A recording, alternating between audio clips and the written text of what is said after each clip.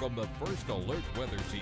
Gabe Rawson with you on this Wednesday evening. A look at the drought monitor. These are going to be outdated numbers by this time tomorrow, but we'll get the newest update about 8:30 or so. And with rainfall that we've had the past couple of weeks, things looking pretty good. It's been dry, though, for the last week, and I do think we get some opportunities for showers in the next 24 to 36 hours with our next approaching system.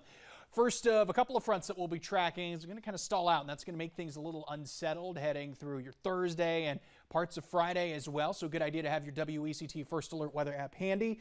But you'll notice about a quarter to half inch plus in terms of rainfall, with some of the heavier pockets more inland being projected at this point. Again, about 24 to 36 hours out from that.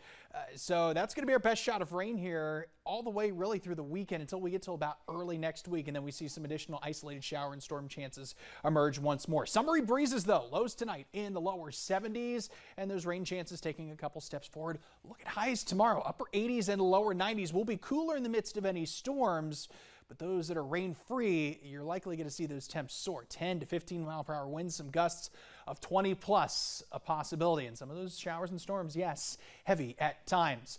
Pretty clear, though, from downtown Wilmington, high atop the Murchison building on our Bob King GMC First Alert Sky Camera Network.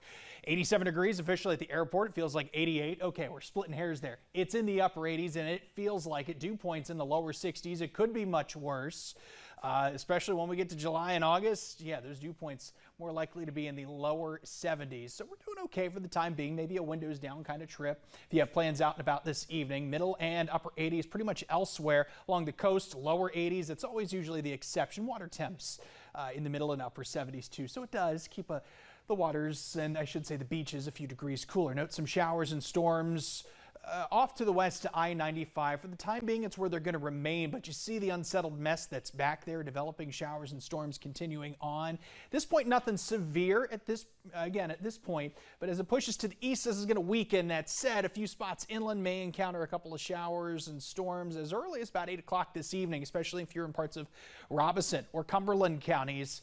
And then heading through the evening, overnight, quieting down just a little bit, but notice as I stop you here around 6 o'clock in the morning, enough instability to perhaps promote a shower or storm heading out the door. So the umbrella, a good insurance policy for you. Maybe another case for some additional development along the sea breeze in the afternoon. Next wave we'll be watching will be coming Thursday night and Friday morning. These could have a little bit of punch as you're sleeping. So a good idea to make sure your alerts are set for your WECT First Alert weather app. At this point, just general thunderstorms, but one or two of them could certainly get your attention, especially if we've got thunder and everything in the mix. By the afternoon, leftover shower here and there, and that's setting us up for a pretty nice and dry weekend. Again, we do not get these kind of things very often.